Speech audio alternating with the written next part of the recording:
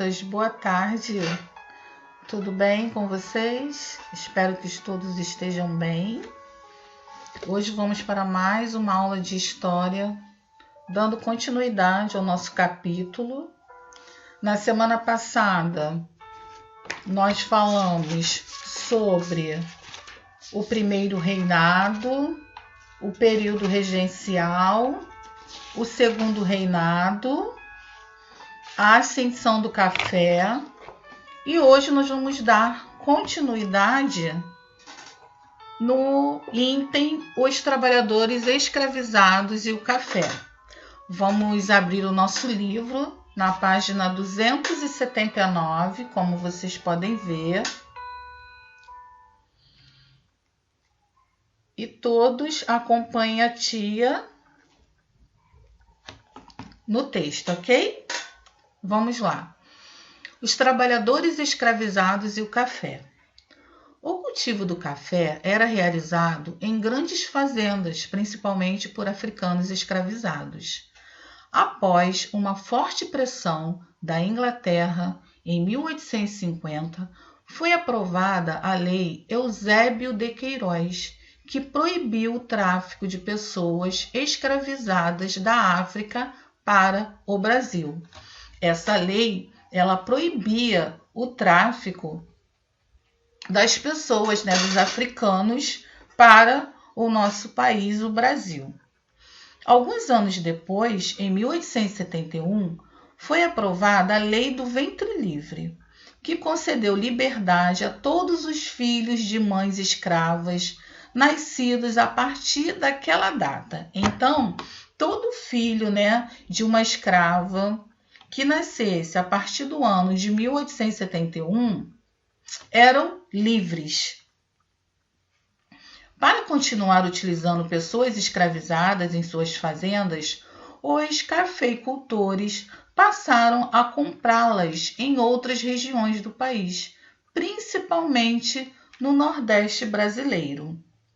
Entretanto, diante da dificuldade cada vez maior de fazer uso da mão de obra escravizada, alguns fazendeiros encontraram outra solução: estimular a vinda de imigrantes. Assim, em muitas fazendas, pouco a pouco os trabalhadores livres foram substituindo os trabalhadores escravizados nas lavouras de café. Bom, aqui nós vemos os escravos na colheita de café, no Vale do Paraíba, no estado do Rio de Janeiro, cerca de 1832. Então, o que aconteceu? Como eles não conseguiam mais trazer pessoas da África, os fazendeiros começaram a comprar outras pessoas, de outras regiões, inclusive os imigrantes, que eram pessoas que vinham de outros países. Ok?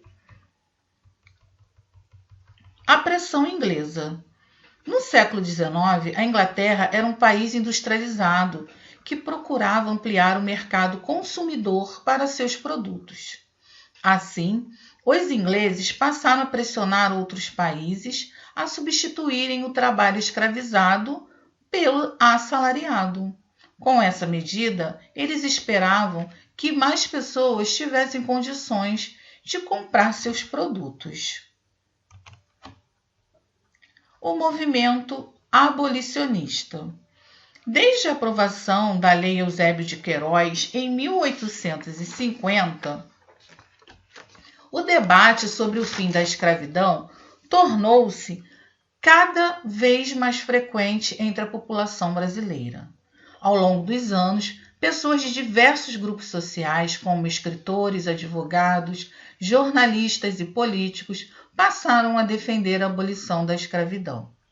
Aos poucos, foi se organizando um movimento abolicionista que se uniu à luta dos escravizados. No dia 13 de maio de 1888, finalmente o governo brasileiro aprovou a Lei Áurea, que colocou fim à escravidão no Brasil. Aqui nós vamos ler um trecho.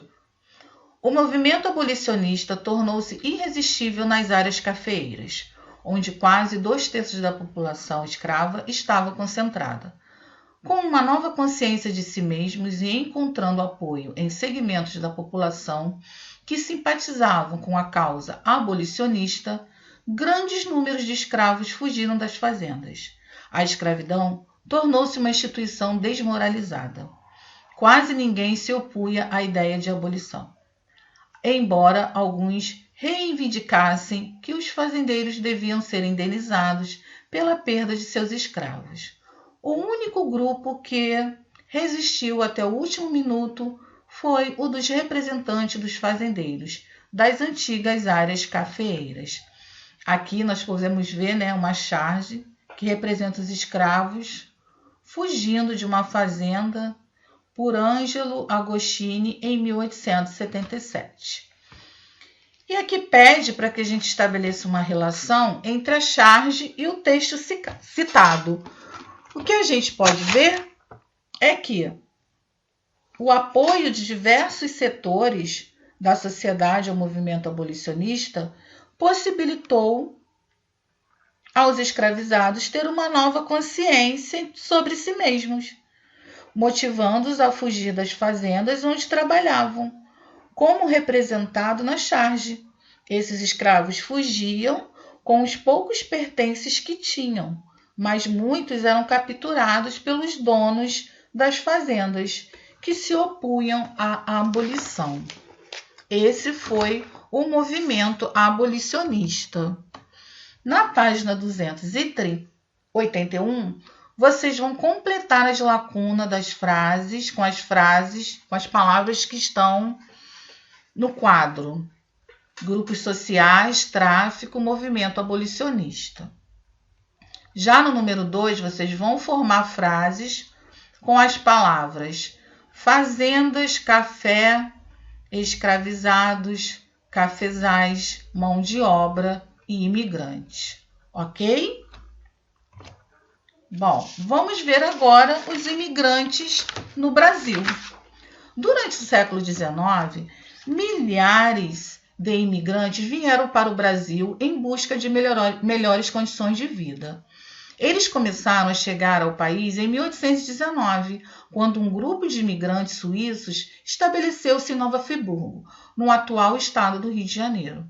Nas décadas seguintes, chegaram outros grupos de imigrantes europeus, como os alemães e italianos, que formaram colônias em diversos lugares do Brasil, principalmente no sul do país. Esses imigrantes vieram para o Brasil, incentivados pelo governo brasileiro, que tinha o objetivo de ocupar regiões ainda pouco povoadas e ampliar a produção agrícola do país. Aqui nós vemos aspectos da cultura suíça. Estão presentes até os dias de hoje, por exemplo, na cidade de Nova Friburgo. Ao lado, a fachada da prefeitura da cidade revela traços da arquitetura suíça.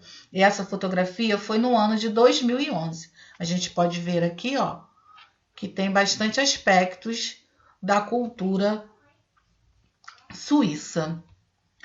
A mão de obra imigrante. A partir de 1870, houve um crescimento do fluxo migratório para o Brasil.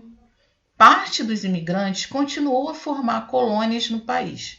Porém, nesse período, os cafeicultores brasileiros procuravam uma solução para o problema da falta de mão de obra em suas propriedades, utilizando-se de diversos meios de propaganda.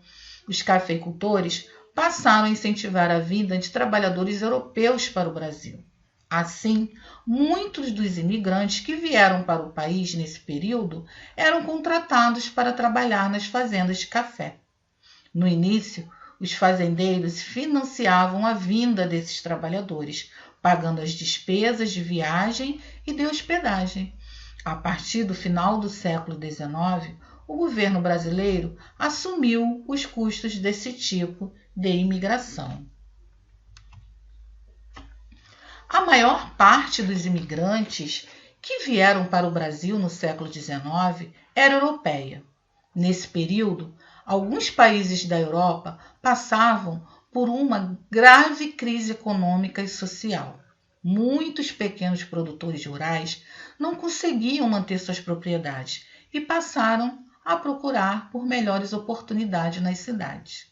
Porém, a população europeia passava por um processo de grande crescimento, sem que as vagas de emprego nas cidades crescessem na mesma quantidade. Dessa maneira, muitas pessoas ficaram desempregadas. Alguns países, como a Itália, enfrentavam ainda vários conflitos políticos e guerras, causando mais sofrimento à população. A viagem para o Brasil. Os imigrantes viajavam em péssimas condições para chegar ao Brasil. Navios com capacidade para 600 passageiros transportavam até 2.500 pessoas. Além disso, os imigrantes enfrentavam problemas como a má qualidade dos alimentos e a falta de higiene nas embarcações. Os imigrantes tiveram que superar diversas dificuldades. Eles tinham que abandonar seus países para se adaptar a novas culturas e ao modo de vida local, buscando melhores condições de vida no Brasil. Aqui nós vemos a fotografia de imigrantes italianos que aguardavam embarque para o Brasil em 1910.